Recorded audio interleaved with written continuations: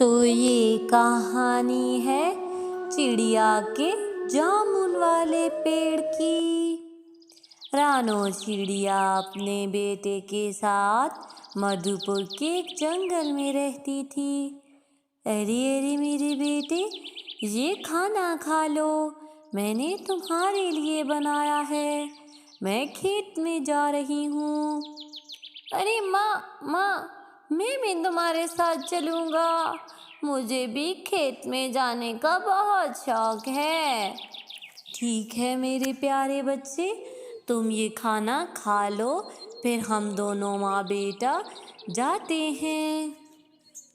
यूं ही रानो चिड़िया अपने बेटे को लेकर अपने खेत में जाती है। अरे माँ, हमारा खेत कितना सुंदर है। यूं ही माँ बेटा सारा दिन खेत में गुजारते हैं और शाम होते ही घर जाने लगते हैं कि रास्ते में जब वो जंगल से गुजर रहे थे, उनकी नज़र एक पौधे पर पड़ती है। अरे माँ, मैंने तो ये ऐसा पौधा पहले जंगल में कहीं नहीं देखा, और देखो तो इसकी जड़ें भी सूख रही हैं। लगता है ये पौधा मुरझा जाएगा। आपने ही तो कहा था कि अगर पौधों को पानी ना दे तो वो मुरझा जाते हैं। अरे हाँ मेरे बेटे, तुमने बहुत खूब कहा।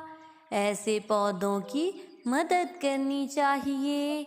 चलो हम इस पौधे को ले जाकर किसी और ज़मीन में लगाते हैं और इसे पानी भी देंगे। यूं ही वो माँ बेटा फिर से उड़ने लगते हैं और वो पौधा आकर अपने घर के पास एक जगह पर लगा देते हैं। चलो मेरे बेटे, ये पौधा तो लग गया, अब हम इसे कल आकर पानी दे देंगे। यूं ही वो दोनों माँ बेटा वहाँ से चले जाते हैं। रात हो जाती है और रात होते ही रानू और उसका बेटा सो जाते हैं। दूसरी तरफ रातों रात वो पौधा एक दरख्त में तब्दील हो जाता है। सुबह होते ही रानो चिड़िया और उसका बेटा उठ जाते हैं। अरे अरे मेरे प्यारे बेटे, मैंने तुम्हारे लिए खाना बना दिया है। अब मैं खेत में जा रही हूँ। अरे माँ, मुझे पहले अपने पौधे को देखने जाना है, तुम मेरे साथ चलो। यूं ही वो दोनों माँ बेटा उस जगह पर जाते हैं जहाँ उन्होंने कल वो पौधा लगाया था। लेकिन वहाँ जाकर तो वो दोनों हैरान हो जाते हैं। अरे, ये पौधा एक दिन में दरख्त कैसे बन गया? मुझे तो कुछ गड़बड़ लग रही है। ऐसा कैसे हो सकता है? ये तो असंभव है। अरे माँ, हो सकता है कि हमारा पौधा रातों रात बड़ा हो गया हो। अरे मेरे प्यारे बेटे, ऐसा कुछ नहीं होता। मैंने तो आज से पहले ऐसा कुछ नहीं होते देखा। अरे माँ, अब तुम क्यों परेशान हो? हमें तो खुश होना चाहिए कि हमारा पौधा बड़ा हो गया है। यूं रानो चिड़िया तो परेशान हो गई थी। यूं ही वो दोनों घर आ जाते हैं। उसी जंगल में एक कालू कौवा रहता था, जो सभी पक्षियों को बहुत तंग करता था। अरे चिड़िया, इस महीने के पैसे निकालो। अरे कालू भैया, कैसे पैसे? अभी एक हफ्ते पहले तो मैंने आपको दिए थे। ये खेत हमारा है, हम अपने खेत के पैसे आपको क्यों दें? अरे, अगर मुझे पैसे नहीं दोगी तो मैं तुम्हारे इस खेत को बर्बाद कर दूंगा। और तुम्हें भी बहुत मारूंगा। यूं ही चिड़िया डरकर उसे पैसे दे देती है। जंगल के सभी पक्षी कालू से बहुत परेशान थे। रानो चिड़िया घर आ जाती है।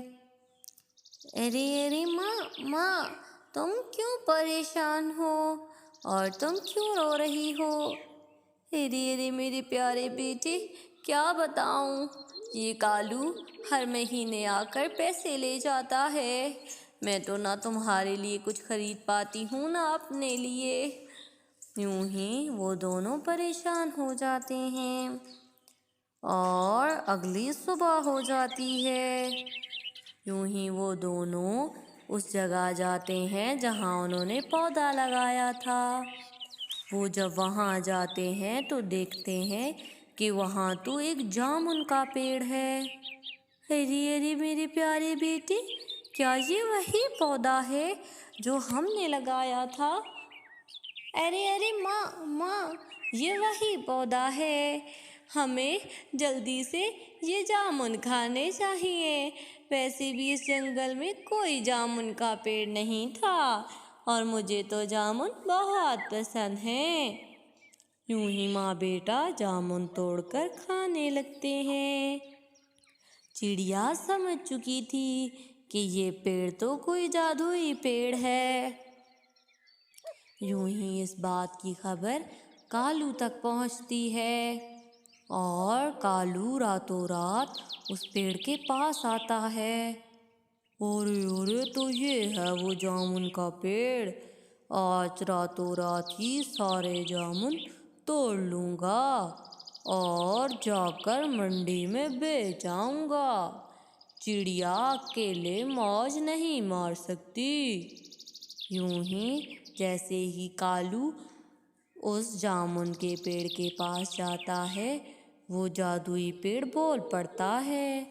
अरे दुष्ट कव्वे, खबरदार, जो तू मेरे पास आया मैं तेरा हशर नशर कर दूंगा।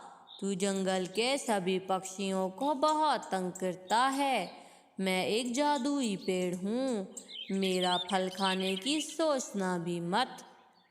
अरे ये आवाज़ कहाँ से आ रही है? अरे इधर देख, मैं जामुन का पेड़ हूँ और मैं ही बोल रहा हूँ। यूं ही जामुन का पेड़ अपने जादू से कालू कव्वे को मार गिराता है। रानो चिड़िया सुबह आकर जब कालू को देखती है तो हैरान रह जाती है। अरे ये तो कालू है, इसे क्या हो गया? यूं ही पेड़ बोल पड़ता है। अरे चिड़िया, मैं एक जादुई पेड़ हूँ। तुमने मेरी जान बचाई है, वरना मैं उस जंगल में सूख कर मर जाता। वो दुष्ट कौवा रात को जामुन खाने आया था और तुम्हारे सारे जामुन चोरी करना चाहता था। इसीलिए मैंने उसे उसके किए की सज़ा दी है। तुम जितने चाहो मेरे ऊपर से जामुन खा सकती हो, लेकिन वो कौवा बहुत दुष्ट था। यूं ही रानो चिड़िया खुशी खुशी अपने बेटे के साथ ज़िंदगी गुजारने लगती है और जंगल के सभी पक्षियों की जान उस कालू से छूट जाती है। तो प्यारे व्यूवर्स, अगर आप मेरी वीडियो पर नए हैं तो प्लीज़ मेरे चैनल को सब्सक्राइब कर दें और इस वीडियो को लाइक कर दें। शुक्रिया।